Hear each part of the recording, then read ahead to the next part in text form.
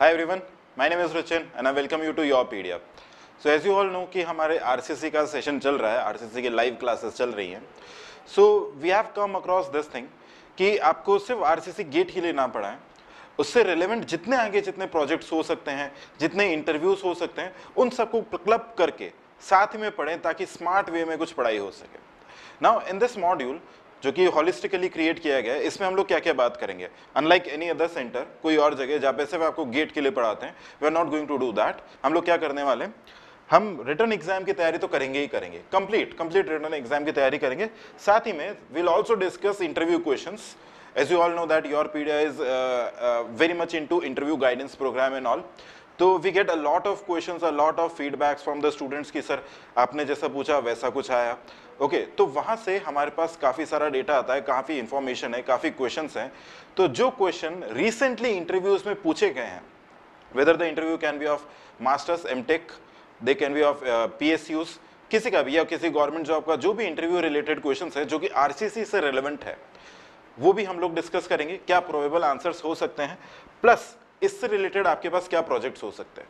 बहुत सारे स्टूडेंट्स को डाउट आता है कि सर हम प्रोजेक्ट क्या बनाएं, ओके जिससे हमारा आगे फ्यूचर में अच्छा हो. अगर आपका प्रोजेक्ट अच्छा होगा so it is highly possible कि आप मास्टर्स करने इंडिया में बहुत अच्छे IITs में जा सकते हैं या फिर आप अब्रॉड में भी जा सकते हैं. That is possible. सो हम लोग 3 पॉइंट ऑफ व्यू से इसको कवर करेंगे. Complete written test, because you know that without clearing GATE और any kind of written test interview का सवाल ही नहीं उठता है. एंड समटाइम्स हमारा जो इंटरव्यू है that is completely based on projects also, कि आपने क्या प्रोजेक्ट किया है. So will guide you that through that also. So देखें लाइक ये कुछ क्वेश्चंस हैं, इजी क्वेश्चंस हैं. Will covering this type of interview, this type of questions also, जिसमें हम क्या कर रहे हैं, जैसे अगर आपको PSU के लिए तैयार करना है, ओके तो मैं आपको बताऊंगा आपको कौन कौन से क्वेश्चंस करने चाहिए. अगर आपको ये these are of very very easy to moderate level है, बिल्कुल easy to moderate. First question 2008 में पूछा गया, straight forward 20 seconds question, 20 second, very simple question. Now coming to tough part, I also tell you कि अगर ये question आपको gate में या किसी और एग्जाम में दिखता है, इररिस्पेक्टिव, वो हो सकता है इंजीनियरिंग सर्विसेज में आए, हो सकता है SSC JEE के अंदर आए, हो सकता है गेट में आए, किसी और एग्जाम में, हो सकता है किसी PSU के इंटरव्यू में आए, तो आप उसे किस तरीके से सॉल्व करेंगे. ये टफ क्वेश्चन है which takes around 3 to 4 minutes. उसको जल्दी कैसे करना है, किस तरीके से करेंगे, वो सारी हम लोग बात करेंगे. This is regarding your complete GATE की तैयारी यानी रिटन टेस्ट की, जो कि आपका प्री एलिमिनरी टेस्ट है. किसी भी जॉब के लिए या मास्टर्स के लिए this is a preliminary test, सिर्फ शॉर्ट लिस्टिंग हो रहा है. नेक्स्ट, रिसेंटली जितने स्टूडेंट्स से इंटरव्यू में क्वेश्चंस पूछे गए हैं, जैसे पहला क्वेश्चन पूछा है, अगर आप आंसर दे सकते हैं तो please give it answer, that what are the disadvantages of using steel in concrete. Advantages सबको पता है, but interview I guess this was asked in किसी PSU में पूछा था, NMDC में भी, आई डोंट रिमेंबर अभी किसमें, बट ये किसी न किसी इंटरव्यू में पूछा गया. This what are the disadvantages of using steel in concrete. Another question was asked this, what exactly is LSM. LSM actually है क्या. आप लोग बोलते हो LSM लिमिट स्टेट मेथड है, that is just the full form. LSM होता क्या है, ये इंटरव्यू में पूछ लिया. These are just example question जो कि मैंने आपके सामने रखे हैं. There are many other question which you can not even think about. कितनी बार क्या होता है, RCC के अंदर इलेक्ट्रोमैग्नेटिक वेव्स चल जाती है इंटरव्यू में, अगर आप इंटरव्यू सही डायरेक्शन में नहीं ले जा रहे हैं. नेक्स्ट, सम प्रोजेक्ट्स, जैसे आपको पता है अगर आपके प्रोजेक्ट अच्छे हैं तो आपको इंटरव्यू में it gives you an extra edge, whether you are going for PSU का इंटरव्यू है या मास्टर्स IIT का, NIT का, किसी का भी इंटरव्यू है, तो it can give you an extra edge. Plus अगर आपने अच्छे तरीके से आपका प्रोजेक्ट प्रिपेयर किया है, सो देर आर चांसेस कि आप इंडिया के बाहर भी जा सकते हैं, अब्रॉड भी जा सकते हैं for pursuing your higher studies. कुछ एग्जाम्पल्स हैं जो हमने सजेस्ट किए थे स्टूडेंट्स को. Arsenic removal from ground water by coagulation process, concrete cube testing. Basically 2-3 subject को मर्ज करके ये टॉपिक बना हुआ है. सो वेदर अगर आपकी कोई रिक्वायरमेंट एनवायरमेंट साइंस से आती है, you can go into that. Structure से आती है तो उससे भी जा सकते हैं. ओके तो देयर आर डिफरेंट टॉपिक्स, बहुत सारे टॉपिक्स हैं. Non destructive testing of concrete. Non destructive testing इस तरीके का कुछ टॉपिक है जिसके लिए IITs में there is a separate department. A lot of people might not know, but इसके लिए बिल्कुल सेपरेट से डिपार्टमेंट्स होते हैं. So this is how we are going to study. अगर आपने इस तरीके से एक सब्जेक्ट पढ़ा so you will develop a habit of studying each and every subject like this, because our primary aim is not to qualify GATE. आपका career is the most important part, qualifying GATE is just giving the first step, सिर्फ पहला step qualify होगा आपका।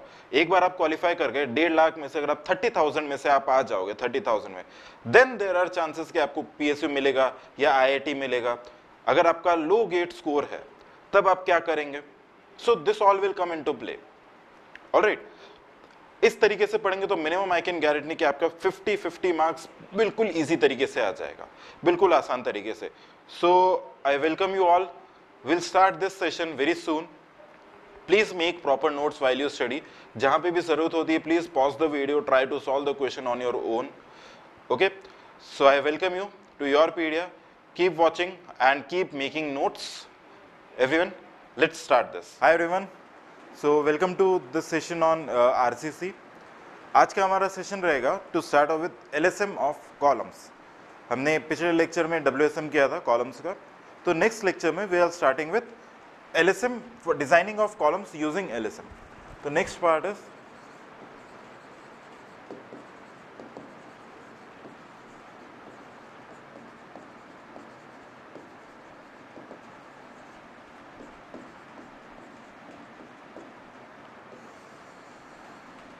designing of columns using limit state method LSM. ठीक है, देखो designing of columns using LSM।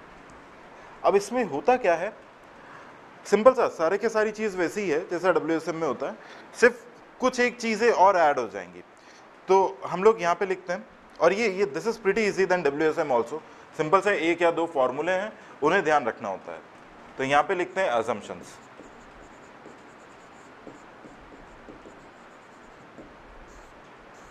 Assumptions यहाँ पे लिखना है all the assumptions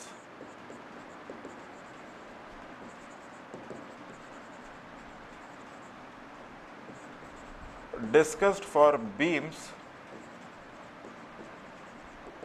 are valid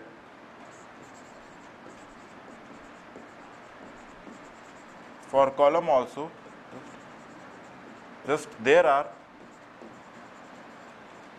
two more assumptions। यहां पे क्या है, दो assumptions और हैं। फर्स्ट लिखते हैं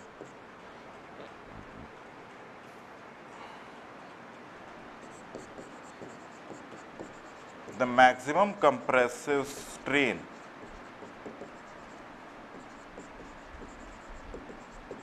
in concrete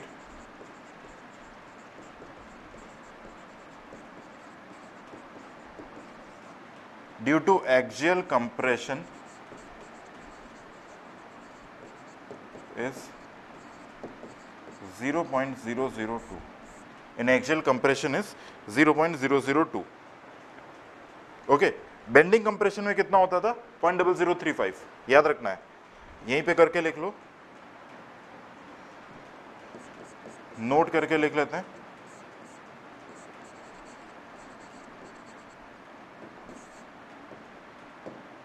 फॉर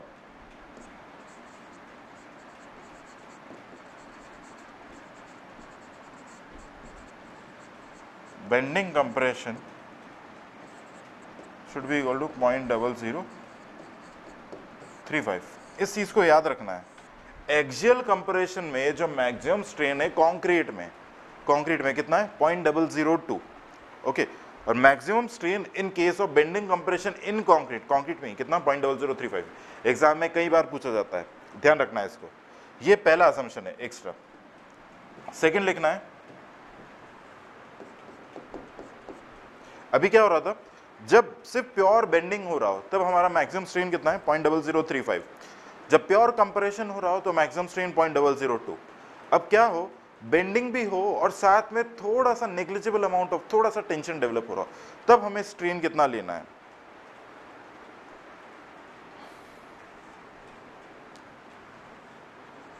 लिखना है the maximum compressive strain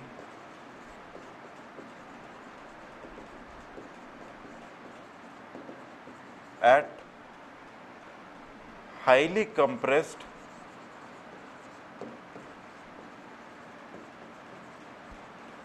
highly compressed,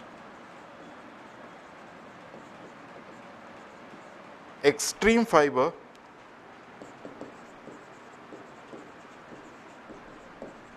in concrete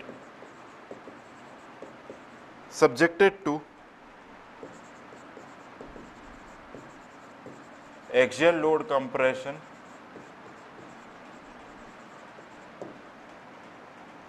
and bending and when there is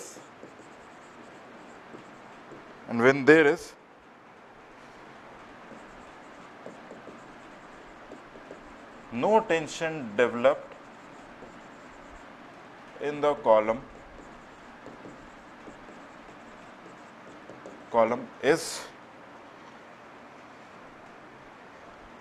0.0035 minus 0.75 epsilon LC. Okay, क्या बोल रहे हैं? जब सिर्फ प्योर बेंडिंग हो रही हो तो मैक्सिमम स्ट्रेन कितना होता है? 0.0035.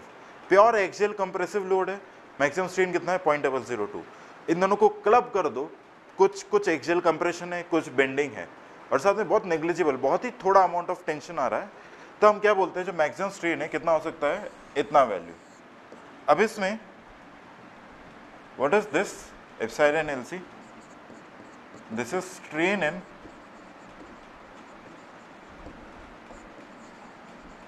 least compressed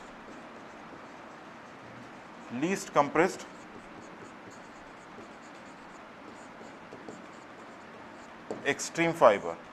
okay, least compressed extreme fibre, ये आपको ऑब्जेक्टिव में पूछ सकते हैं, ठीक है?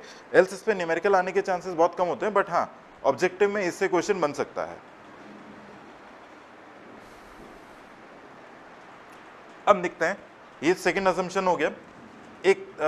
ऐसा एक काम करते हैं, यहाँ पे 2 मोर असम्पशंस हैं, ये 2 असम्पशंस हमने कर लिए. अब नेक्स्ट आते हैं डिजाइनिंग ऑफ कॉलम्स. वो देखो,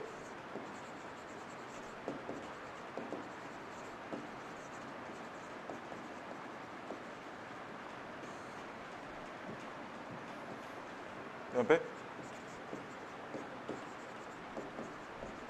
as per IS 456/2000 every column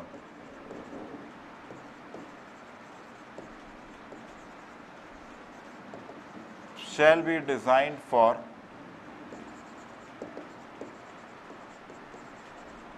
minimum eccentricity. Okay, every column shall be designed for minimum eccentricity. इसका मतलब क्या है? मतलब जितने भी कॉलम्स हैं, ये हाईली इम्पॉसिबल है या बहुत मुश्किल है कि लोड हमारा एग्जैक्टली सेंटर पे आ रहा हो. एग्जैक्टली सेंटर पे आएगा तो क्या होगा? 100% सिर्फ कंप्रेशन रहेगा, बट ऐसा होना पॉसिबली बहुत कम होता है. तो हम लोग क्या करते हैं, एक जैसे एक कॉलम है, ओके, ये एक्स एक्सेस हो गया, ये वाई हो गया, लेट्स से ये हमारे लिए बी विड्थ और ये डी है. ओके, अब देखो इसका मैं यहाँ पे ऐसा कुछ शेप बना के बता रहा हूँ आपको. प्लान ऊपर से देखेंगे, this is Y Y axis, ये हो गया एक्स एक्स एक्सिस, यहाँ से दिस इज बी और यहाँ से this is D. Okay, B और डी. अब देखो यहाँ पे कहने का मतलब ये है कि कॉलम पे लोड एग्जैक्टली सेंटर पे पड़े, ऐसा होने के चांसेस बहुत कम है. लोड एग्जैक्टली सेंटर पे पड़े, ऐसा होने के चांसेस बहुत कम है. तो हम क्या करते हैं, इस सेंटर से एक जोन डिफाइन कर देते हैं. ओके, जोन डिफाइन कर देते हैं. इस जोन के अंदर अगर कहीं पर भी लोड आता है तो हम ऐसा मानेंगे कि वो बहुत ही कम बेंडिंग जनरेट करेगा, बहुत कम. अगर लोड कहीं पे भी इधर उधर आ गया, जैसे मान लो यहाँ पे आ गया, तो क्या करेगा? एक कंप्रेशन और बेंडिंग जनरेट करेगा. सोम में पढ़ा होगा आपने, कॉलम के ऐसा समझो, जस्ट अज्यूम कि ये कॉलम है, दिस वाटर बॉटल इज, ऐसा समझते ही है, ये कॉलम है. अगर इसके एग्जैक्टली सेंटर पे लोड लगेगा, एग्जैक्टली सेंटर पे, तो क्या होगा, ये जस्ट कंप्रेस होगी। बट अगर एग्जैक्टली सेंटर की जगह थोड़ा सा राइट साइड में लोड लग जाए, थोड़ा सा, तो क्या होगा, कंप्रेस तो होगा ही और साथ में ऐसे कुछ बकल भी कर जाएगा, बकल भी करेगा, बेंडिंग भी होगी एक साइड में। ओके, तो हम वो नहीं कह रहे हैं, हम ये कह रहे हैं कि लोड एग्जैक्टली सेंटर में पड़े, इसकी प्रोबेबिलिटी बहुत कम है, बहुत कम है। तो क्या किया, लोड को अगर थोड़ा सा साइड में शिफ्ट कर दें, कितना, इस एरिया के अंदर अंदर अगर शिफ्ट करके रखें उसको, तो क्या होगा, इसके अंदर जो टेंशन जनरेट होगा उसको वी कैन नेग्लेक्ट, या जो बेंडिंग जनरेट होगा उसको वी कैन नेग्लेक्ट। ओके, ये डिस्टेंस को क्या बोला, this is called E minimum. तो ई मिनिमम हम दोनों एक्सिस के अबाउट निकालते हैं, minimum eccentricity. Okay, minimum eccentricity. तो चाहे कॉलम्स कैसा भी हो, आप इसको कर्न एरिया भी बोलते हैं। अब कर्न एरिया जनरली हमारे लिए कैसा होता है, इस तरीके का, बट एग्जैक्टली वो चीज नहीं पढ़ रहे, कर्न एरिया नहीं पढ़ रहे, मैं आपको कॉन्सेप्ट बताने की कोशिश कर रहा हूं। Alright,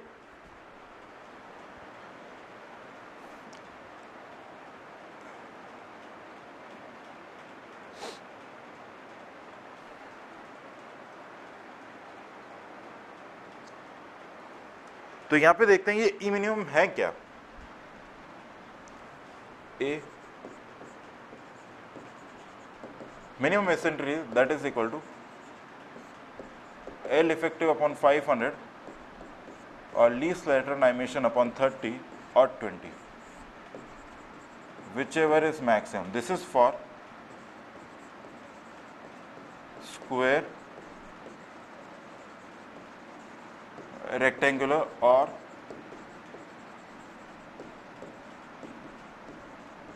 circular column. अगर इनके अलावा कोई सा भी दूसरा shape they they, for example आपको बोला ऑक्टागोनल हमारे शेप का कॉलम है, ऑक्टागोनल है, हेक्सागोनल है, पेंटागन है, किसी भी तरीके का है।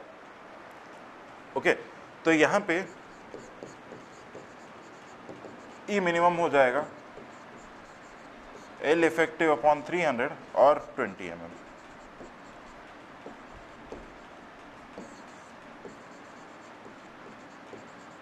whichever is minimum, sorry, maximum, whichever is, I'm so sorry, whichever is maximum। ये क्या होना चाहिए, मैक्सिमम फॉर, यहाँ पे लिख देते हैं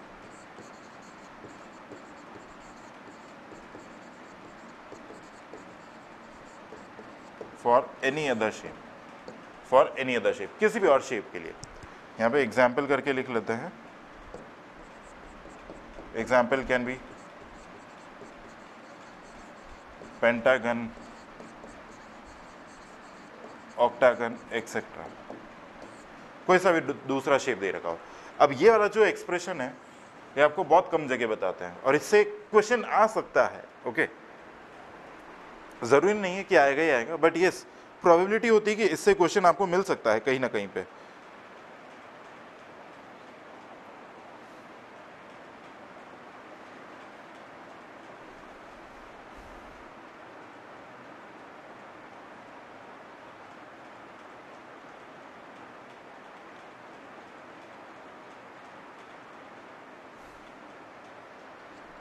ऑलराइट, लिख लिया सबने। अब देखो, अब हमने निकाल लिया कि मिनिमम एसेंट्रिसिटी कितनी है। इसके बाद में आता है if E minimum is less than 0.05 or less, let's say if this E minimum is less than 5% of least lateral dimension,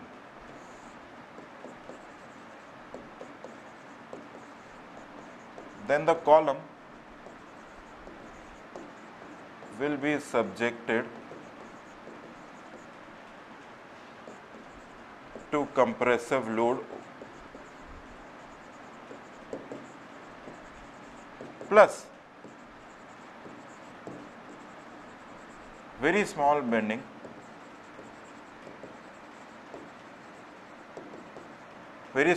which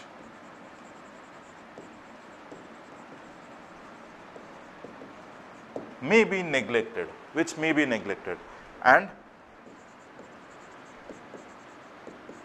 the load carrying capacity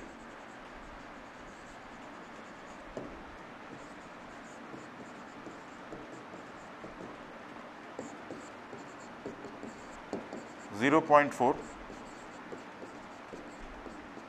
0.67 FI ASC। ठीक है, ये कब है? when E minimum is less than or equal to let's say 5% of least lateral dimension। मतलब जैसे मान लो आपका total जो डायमेंशन है, फॉर एग्जांपल 400 बाय 500 का कॉलम है, ठीक है, 400 बाय 500 का कॉलम है, तो उसके अंदर 400 का जो 5% है और 500 का जो 5% है, उसके अंदर अगर हमारा ई मिनिमम आ रहा है तो हम कह सकते हैं कि कॉलम के अंदर बेंडिंग होगा, बट बहुत ही कम होगा, बहुत कम होगा, तो उसको हम लोग नेग्लेक्ट कर सकते हैं। ओके, और प्राइमरीली उसके अंदर क्या रहेगा? कंप्रेसिव लोड रहेगा। लोड कैरिंग कैपेसिटी कितना है? This much, this is ultimate load and this is equal two factor of safety into working load. यहां पे लिख देते हैं एलएसएम है ना, तो लोड में तो हमें फैक्टर ऑफ सेफ्टी मल्टीप्लाई करना पड़ेगा। अब सेकंड लिखते हैं, इसको लिख लो एक बार।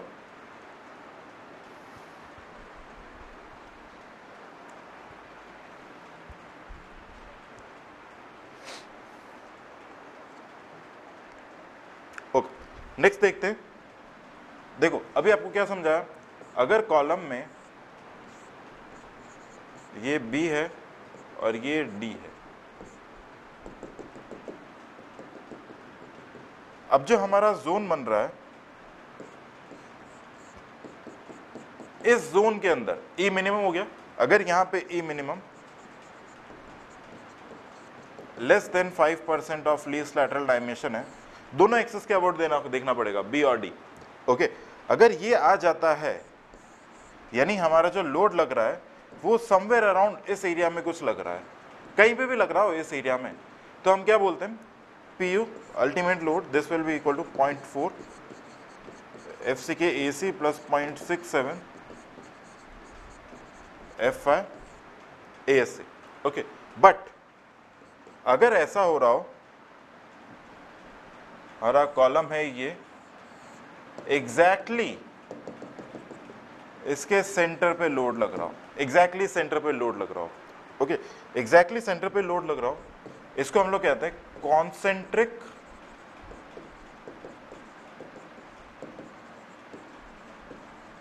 Axial load. क्या कहते हैं? Concentric axial load. और इसका जो लोड कैरिंग कैपेसिटी होता है, इससे कितना होता है? 10% ज्यादा होता है। जब कोई बेंडिंग इंड्यूस नहीं होगी तो ऑब्वियसली जो लोड कैरिंग कैपेसिटी है वो थोड़ा सा ज्यादा रहेगा, ओके, थोड़ा सा ज्यादा रहेगा।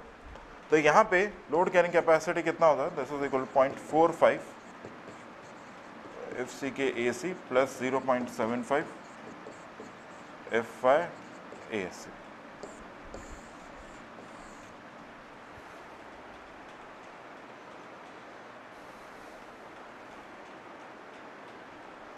Okay, 0.45 FCK AC plus 0.75 FI ASC।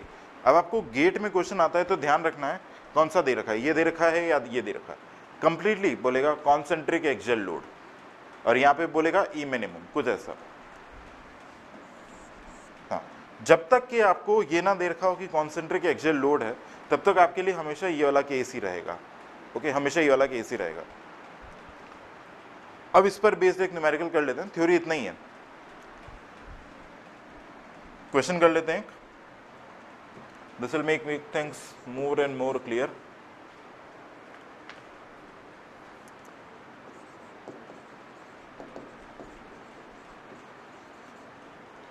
A reinforced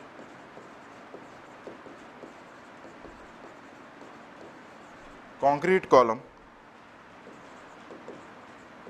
of size 460 mm by 600 mm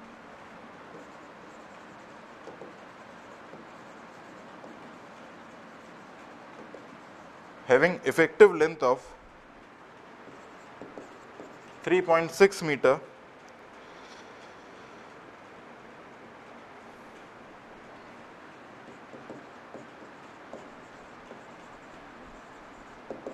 is to be designed using LSM.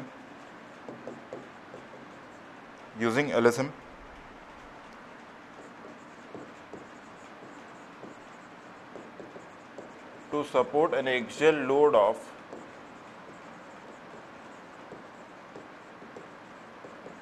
2500 kilonewton. Use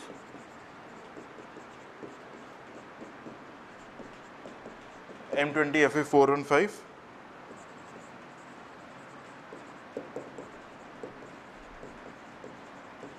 design the column. Try करो इसको.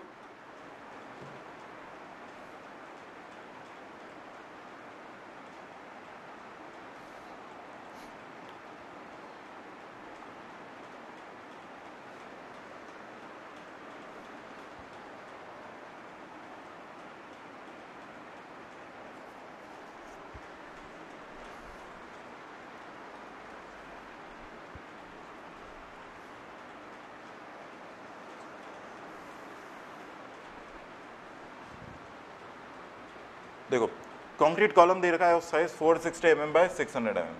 अब इसमें हमारे लिए एक्चुअली लॉन्ग कॉलम या शॉर्ट कॉलम नहीं होता. Okay 460 by 600 mm. देखो यहाँ पे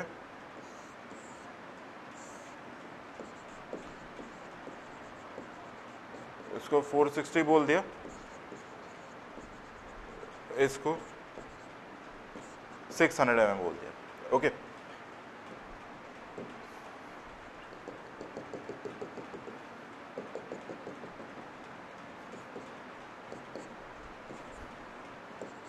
एक्स एक्स और वाई वाई. सबसे पहला काम हमें क्या करना है, ई मिनिमम निकालना है. ओके ई मिनिमम दोनों साइड के अकॉर्डिंग. तो यहाँ पे निकालेंगे ई मिनिमम.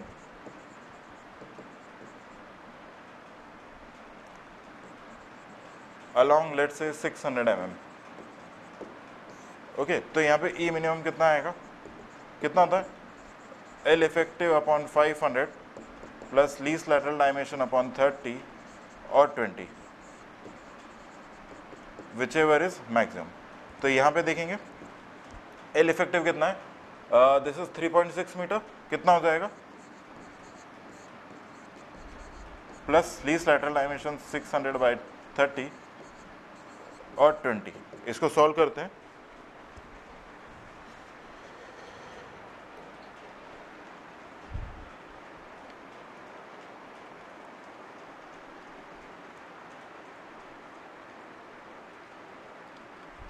(27.2) और 20. ओके यानी हम लोग इसको लेंगे.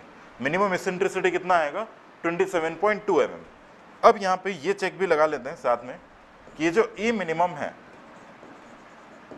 क्या ये लेस देन 5% ऑफ 600 है, यानी कि 27.2 इज लेस देन 0.05 इंटू 600, यानी 27.2 इज लेस देन कितना आएगा 30. यानी ये पार्ट तो ठीक हो गया, सेटिस्फाई हो गया ये. ओके मतलब अलोंग 600 mm के अलोंग हमारा जो लोड लग रहा है उसको कितना लगना चाहिए 30 mm के अंदर अंदर लगना चाहिए, 30 mm के अंदर अंदर. तो वो वाली पार्ट ठीक हो रहा है. अब सेकंड निकाल लेते हैं अलोंग 460 mm.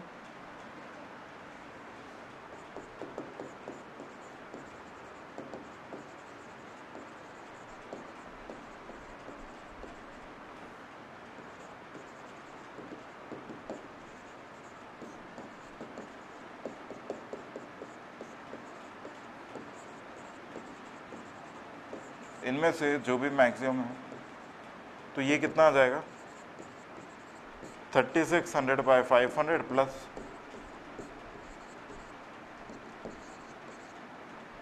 तो ये आएगा हमारे पास में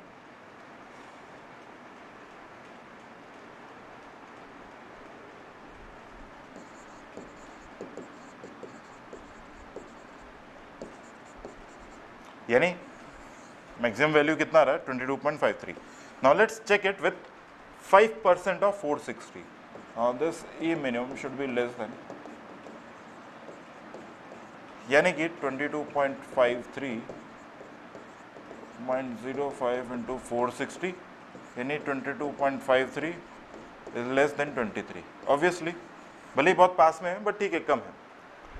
तो यानी कि जब भी e minimum less than 5% of least lateral dimension आ जाता है तो it is subjected primarily to compressive load plus very less bending load which can be actually neglected. Okay, which can be neglected. तो यहाँ पे हमारे लिए जो PU निकल के आएगा that is equal to 0.4 FC के AC plus 0.67 FY ASC. Okay, अब डिजाइन करना है, हमें क्रॉस सेक्शन दे रखा है तो इसमें एक्चुअली डिजाइन क्या करना है, हमें एरिया ऑफ स्टील निकालना है.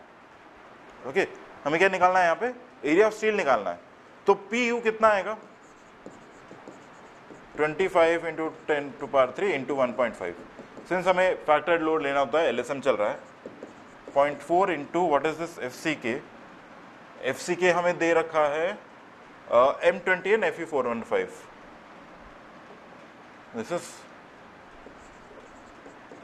Area of concrete that is equal to total area plus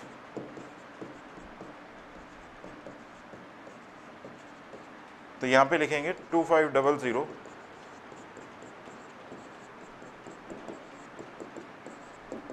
0.4 into 20. Total area is 460 into 600 plus 0.67.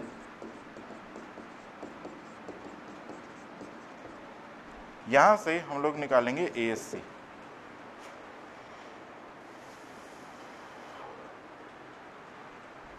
ये आ जाएगा 5710 mm². आप सॉल्व करेंगे तो समवेयर अराउंड दिस ऐसा कुछ मिलेगा आपको, 5710 mm². अब मुझे क्या करना है, मुझे इसे चेक करना है एक तो 0.8% की रेंज से और एक 6%. ओके, जो हमारा एरिया ऑफ स्टील होना चाहिए, लॉन्गिट्यूडनल स्टील, वो क्या होना चाहिए, that should be minimum 0.8% of cross section area और मैक्सिमम कितना होना चाहिए, 6% ऑफ क्रॉस सेक्शन एरिया. इससे कम नहीं होना चाहिए 0.8% से और 6% से ज्यादा नहीं होना चाहिए. तो पहले ये चेक कर लेते हैं, 0.8/100 इंटू 460 इंटू 600, इससे कम नहीं होना चाहिए. यह आएगा 2208 mm². ठीक है, इससे ज्यादा है. अब इससे ज्यादा नहीं होना चाहिए, यानी 6/100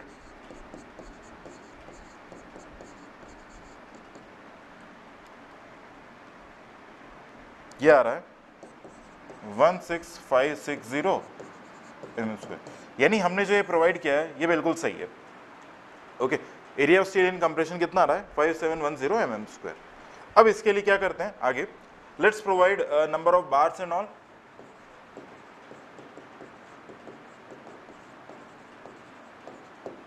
Okay, so I am providing 25 mm. Okay, let's find number of bars. This is equal to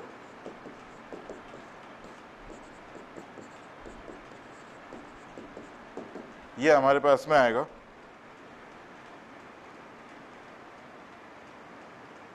11.63. Okay, यानी नियरली कितने 12 bars. तो therefore provide 1225 mm 5 bars. देखो आपको यहाँ पे दो चीज़ों का ध्यान रखना है. पहली चीज़ क्या है, फर्स्ट ये कि जो minimum diameter that should be 12 mm और कम से कम 4 होने चाहिए. अब बेस्ड ऑन मैंने इतनी क्वेश्चंस की प्रैक्टिस करी तो मुझे पता है कि 5710 आता है तो 4 बार ऑब्वियसली प्रोवाइड नहीं होंगे क्योंकि एरिया इज वेरी हाई, बहुत ज़्यादा एरिया है. ओके, अब नेक्स्ट क्या करेंगे, वील प्रोवाइड सम लैटरल और लेट्स से ट्रांसवर्स रेइंफोर्समेंट. तो लिखते हैं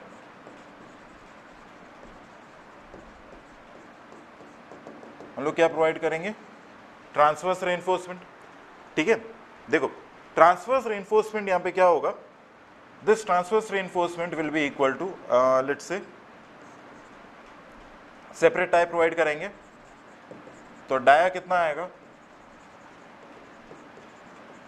5 मेन मैक्स अपॉन 4 और 6 mm which ever is maximum. तो 5 मेन मैक्स कितना हो जाएगा 25/4 विच इज 6.25 और 6 mm। अब मैक्सिमम क्या आ रहा है 6.25 आ रहा है, बट सिंस 6.25 तो कुछ हुआ नहीं, डायमीटर 6.25 कैसे होगा, so therefore let's provide 8 mm, ठीक है 8 mm प्रोवाइड करते हैं क्योंकि 6.25 डेसिमल्स में फ्रैक्शन आता नहीं है, कर नहीं सकते, तो 8 mm। Now let's calculate the spacing. बार बार लिखते जाओगे तो याद हो जाएगा 16 इंटू लीस्ट लैटरल डायमेंशन और 300 mm, इनमें से जो भी मिनिमम है, तो 16 इंटू 25 आई गेस ये हो जाएगा 400 mm। लीस्ट लैटरल डायमेंशन कितना है 460 mm है और ये हमारे लिए 300 mm है ही, तो स्पेसिंग कितना हो सकता है 300 mm। तो therefore provide 8 mm fire at the rate 300 mm center to center as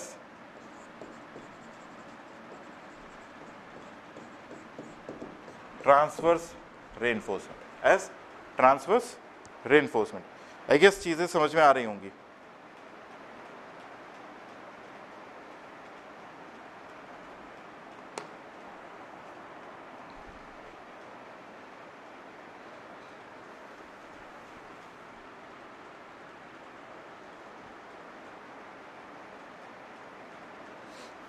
okay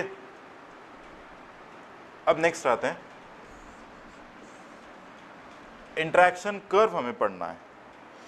ये हमारा टोटल डिजाइनिंग हो गया, ओके कंप्लीट डिजाइनिंग ये वाला पार्ट है। अब इससे क्वेश्चन आता है तो आप कर पाओगे।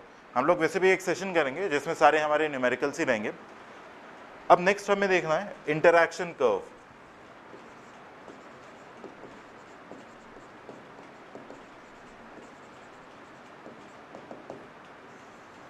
बिल्कुल छोटा सा पार्ट है।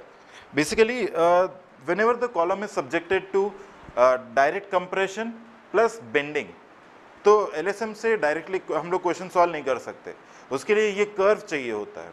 बट सिंस ऐसा कर्व आपको एग्जाम में मिलेगा नहीं, ठीक है एग्जाम में मिलेगा नहीं, तो इस पे जो क्वेश्चन बन सकते हैं हम वो चीज देखते हैं। देखो इंटरैक्शन कर्व क्या होता है, this is a curve between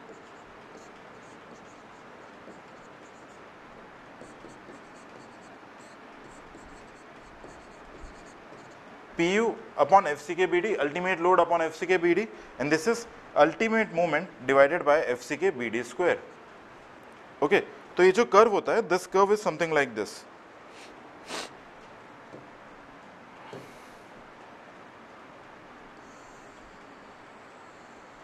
ऐसा कुछ होता है।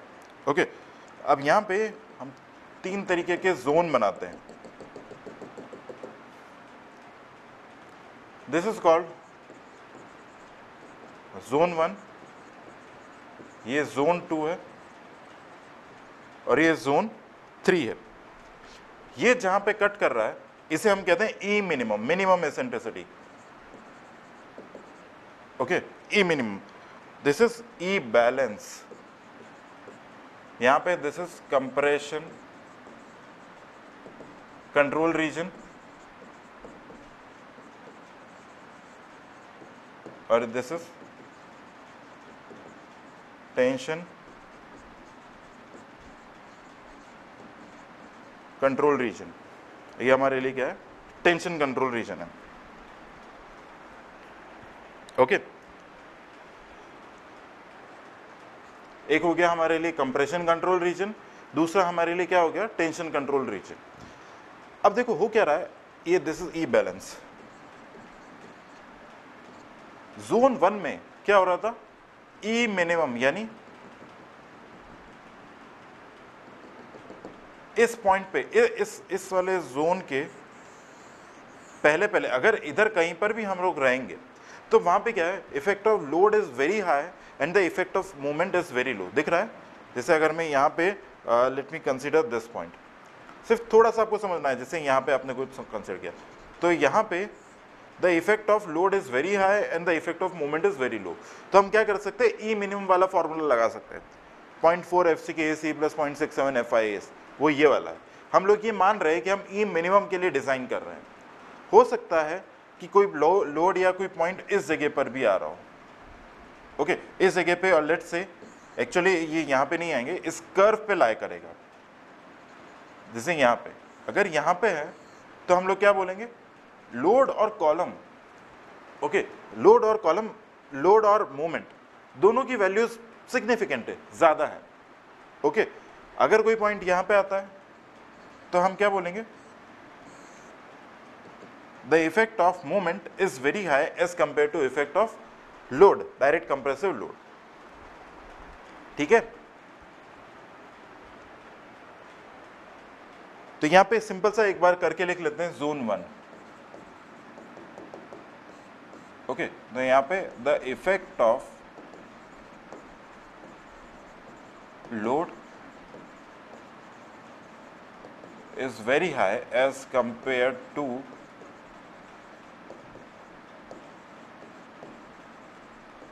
movement, okay as compared to movement. Now every column यहाँ पे लिखना है, every column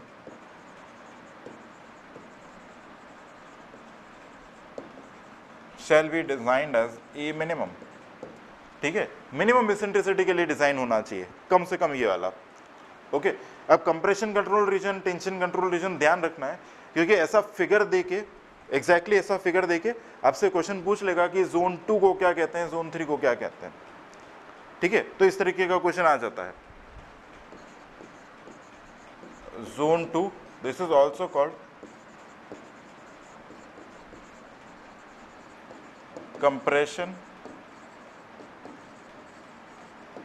कंट्रोल रीजन, यहां पे लिखेंगे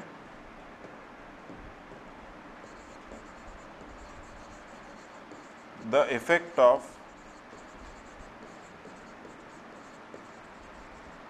load and moment are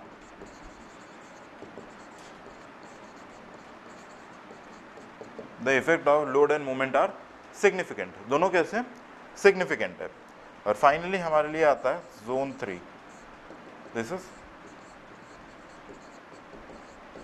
tension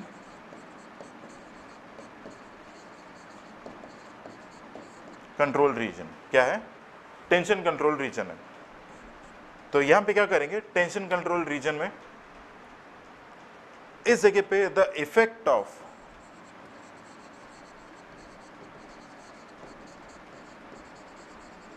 movement is greater than